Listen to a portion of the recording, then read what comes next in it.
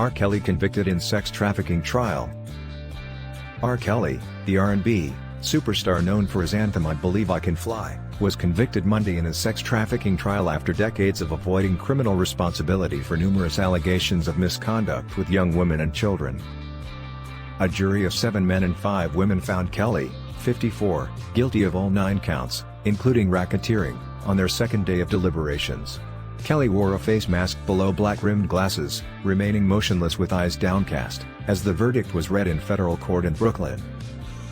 Prosecutors alleged that the entourage of managers and aides who helped Kelly meet girls, and keep them obedient and quiet, amounted to a criminal enterprise. 2 people have been charged with Kelly in a separate federal case pending in Chicago.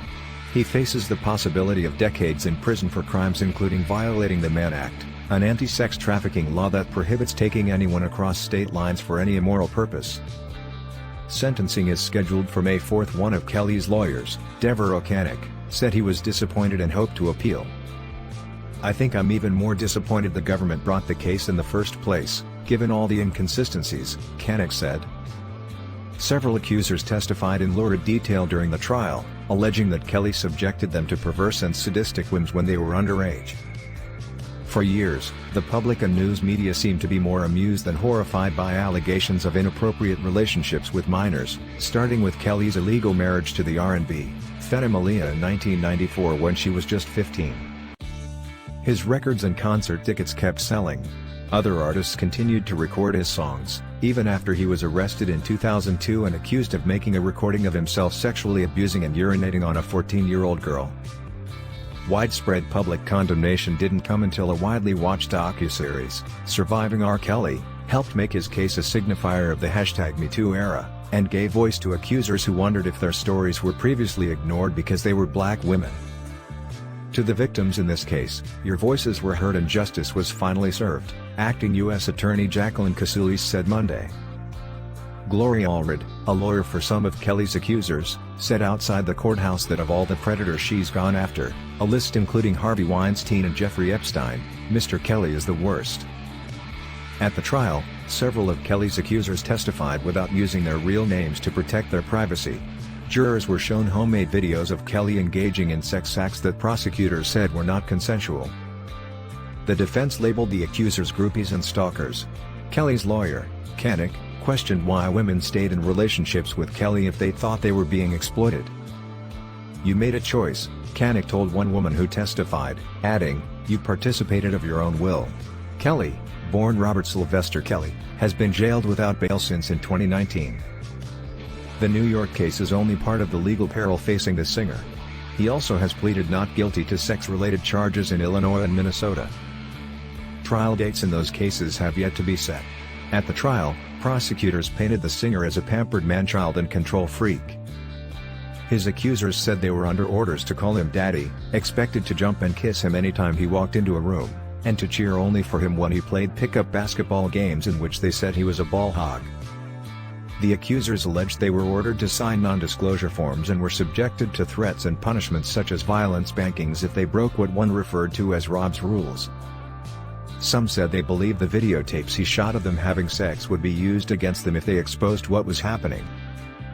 Among the other more troubling tableaus, Kelly keeping a gun by his side while he berated one of his accusers as a prelude to forcing her to give him oral sex in a Los Angeles music studio, Kelly giving several accusers herpes without disclosing he had an STD, Kelly coercing a teenage boy to join him for sex with a naked girl who emerged from underneath a boxing ring in his garage, and Kelly shooting a shaming video of one alleged victim showing her smearing feces on her face as punishment for breaking his rules.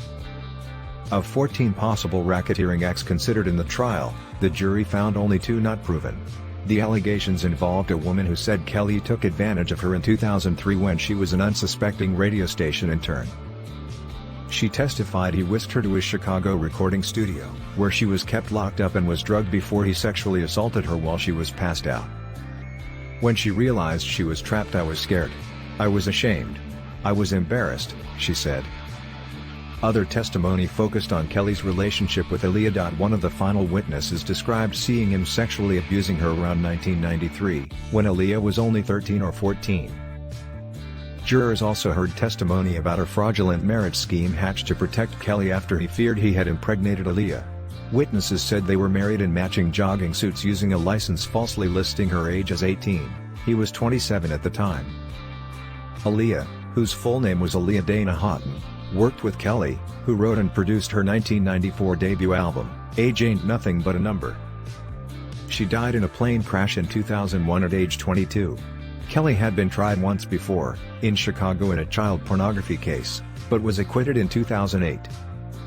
Kelly had been tried once before, in Chicago in a child pornography case, but was acquitted in 2008.